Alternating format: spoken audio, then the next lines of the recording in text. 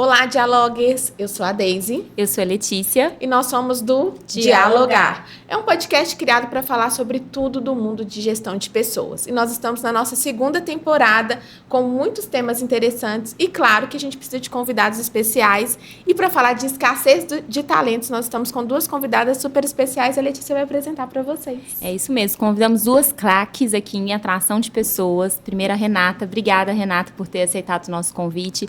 Renata é especialista em gestão de pessoas, já trabalhou em empresas como a PIFPAF, Precon, Coclínicas, Laboratório São Marcos, atualmente está na MRV, e tem 13 anos que você faz isso, né, Renata? E uma frase que a Renata trouxe pra gente, que ela gosta de fazer um hunting bem feito para achar a pessoa certa. Obrigada, Renata. Obrigada. Seja bem-vinda ao nosso podcast, Renata. Obrigada, é um prazer. E a nossa segunda convidada, Clara Bicalho, já trabalhou em empresas como Arcelor, Anglo América, também a GI, atualmente também está na MRV, possui vasta experiência com recrutamento e seleção, principalmente com diversidade, equidade e inclusão.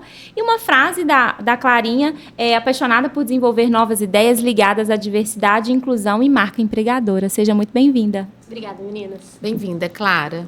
E como eu já adiantei, o tema hoje é a escassez de talentos, né? Tem tirado o sono de alguns empresários. Se você se identifica com isso, conta aqui. Está tendo dificuldade para encontrar boas pessoas para o seu time, mas a gente quer entender um pouquinho e entrar nessa seara, que eu sei que é grande, tem um tema vasto pela frente, mas não sei se vocês sabem, meninas, a gente só tem 15 minutinhos. Por quê?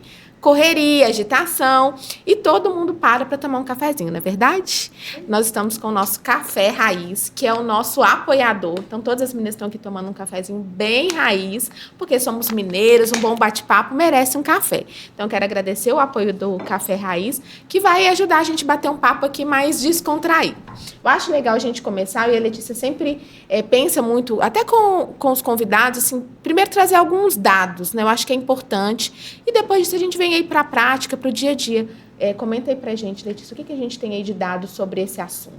Vamos lá, 80% dos empregadores brasileiros relatam dificuldades para encontrar os melhores talentos aí. E as habilidades mais procuradas, né, as áreas mais procuradas são aquelas de TI, dados, vendas, marketing, operação, logística.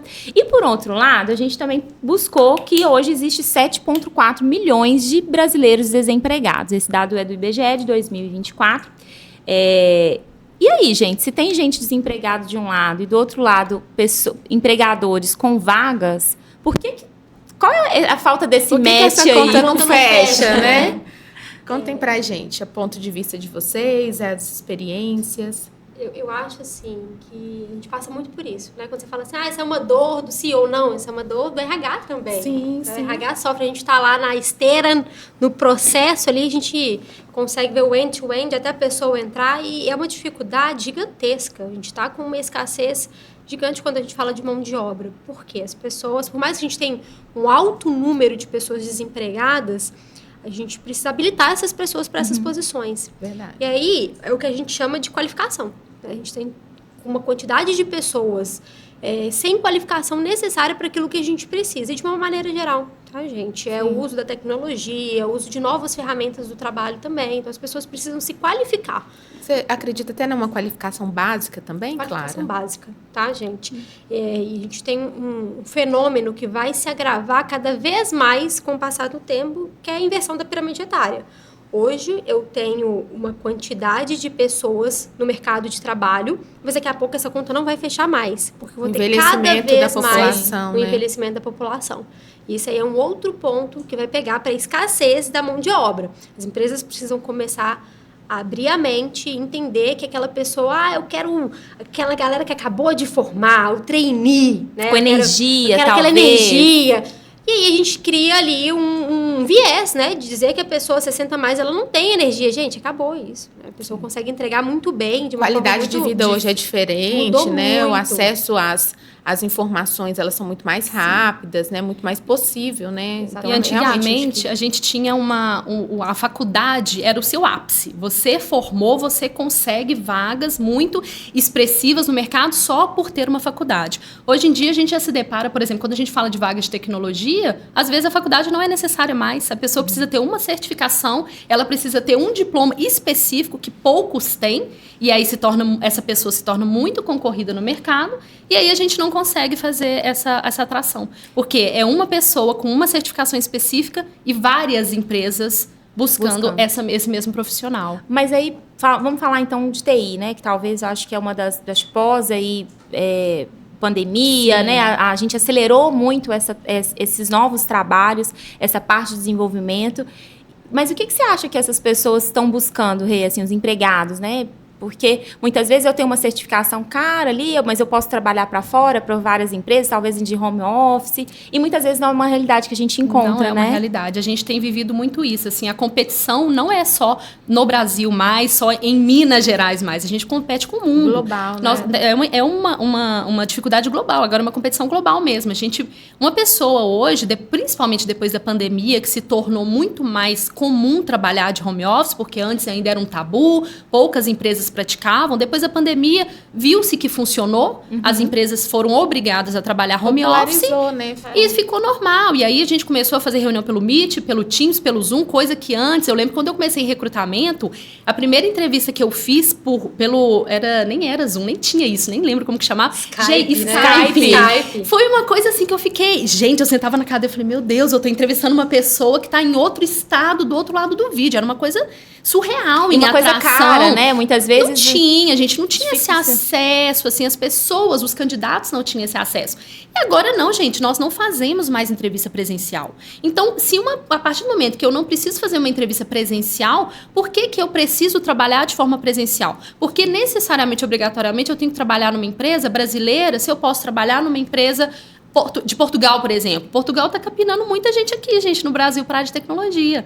Então, agora, assim, com um salário muito mais agressivo, a pessoa está ali no conforto do celular. Um pacote de benefícios. Muito mais agressivo. Exatamente. E deixou de ser home office, né? Agora é anywhere office. Você pode trabalhar de qualquer lugar. Me conta mais aí sobre anywhere isso. Office. Porque o home fica muito de casa, né? Trabalha em casa, você vai fazer um escritório ali para você trabalhar, e não necessariamente, né? A gente tem um anywhere office.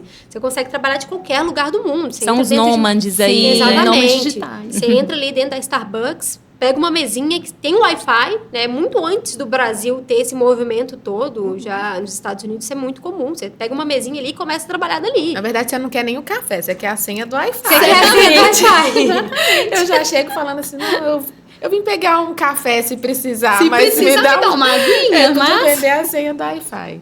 Verdade. E agora, assim, isso se intensificou muito na pandemia, né? A gente percebeu esse movimento, assim, muito latente na pandemia, até porque não tinha como também, tava todo mundo com medo do que tava por vir, a gente enfrentando... Não foi nem opcional. Não foi opcional, foi uma coisa ali... A gente teve que fazer. E as empresas foram se adaptando na velocidade que a pandemia chegou. Então, deu tempo de se preparar. Muito rápida, ninguém né, se preparou para isso. Dos dois lados, né? Tanto então, pro trabalhador fazer quanto pro uma entrevista online né? pelo Teams, gente, amanhã começou, parou. Não vai mais chamar candidato para fazer entrevista presencial. Não podemos mais ter esse contato. Não podemos mais. Mas então, foi muito rápido, né? A gente tem uma tecnologia envolvida, mas ainda existem as presenciais e muitas etapas do processo seletivo, né? Vocês veem que isso também mudou, assim, quais ferramentas vocês têm utilizado para achar aquele profissional adequado ali, talvez minimizar algumas etapas, porque também é uma dor do candidato. Sim. Enorme. Hoje a gente trabalha muito com a IA, né, gente? A tecnologia realmente ela veio para ficar e ela chegou na atração de talentos também. Então, hoje a gente tem muitas ferramentas de ATS, né, que são plataformas que permitem com que a gente tenha ali uma boa experiência do candidato e uma agilidade no nosso processo de seleção, né?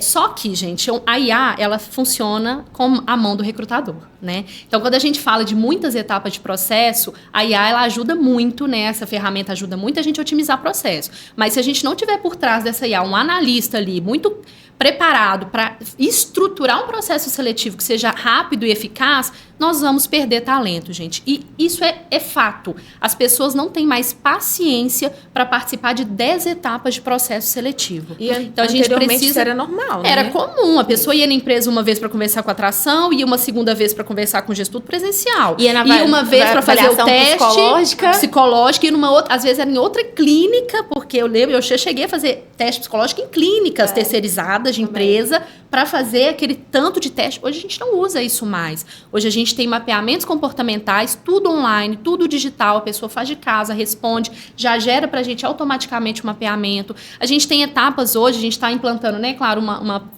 plataforma que permite com que a pessoa faça uma entrevista por áudio de WhatsApp. Então, às vezes, não tem nem o contato ali com o recrutador já de primeiro início, a gente já consegue fazer um filtro, a pessoa está lá em casa, ela consegue gravar um áudio, coisa que a gente faz em 5 minutos. E aí já é uma etapa eliminada, né? Que permite, que facilita para que a pessoa Acelera não precise ir. o processo, né? Acelere o processo de recrutamento, sabe? As pessoas, vocês estão percebendo que elas não têm mais essa paciência Não de tem. esperar, no sentido até de retorno, né? Assim, quando você vai dar o retorno, aquela pessoa outra empresa já foi mais rápida, então eu acho que isso vai Eu ser... acho que isso é muito uma questão geracional, né? Quando Sim, a gente legal. faz processo de uma maneira geral, eu percebo que a gente ainda tem no mercado de trabalho os baby boomers, né? Ainda assim, tem uma pequena parcela ali. Que é a Clara, galera você quer explicar um pouquinho para nossa audiência o que Os baby boomers? Isso.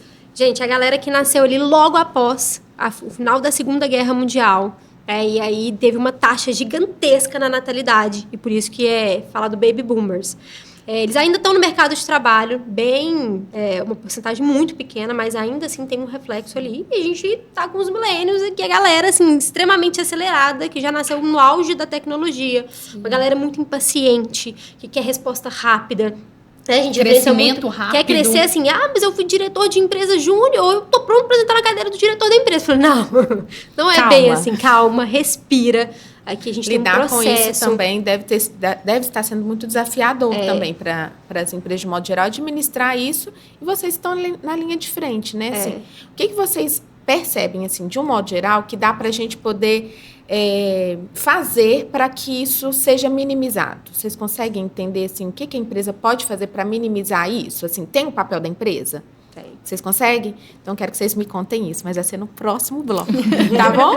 Porque eu quero entender se, diante dessas questões que nós trouxemos, né, iniciais aí, se a gente tem como minimizar isso. Eu sei que não é fácil, mas é possível e a gente quer que vocês dividam um pouco com a gente, tá bom? Então, você que assistiu a gente até aqui, eu quero agradecer pela sua audiência, mas também vamos pedir, né, Letícia, porque a gente é dona, né? Sempre. Nós vamos pedir o quê? Comentários, curtidas. E você que já passou por alguma dessas situações que as meninas relataram aqui, comentem pra gente aí, trazem um pouquinho da sua história, compartilhem um pouco com a gente, que é isso que faz o nosso dialogar. Exatamente. Se tornar, de fato, um programa que a gente consiga entregar aí para você conteúdo, informação sobre o universo de pessoas. Então, se você quiser saber como que a gente pode trazer aí algumas ferramentas, elas vão dividir alguns segredos, o que elas realmente vivem no dia a dia que é desafiador, assiste o próximo bloco, porque eu tenho certeza que a gente vai sair daqui com muitos insights para você. Muito obrigada por ter assistido até aqui e até a próxima. Até.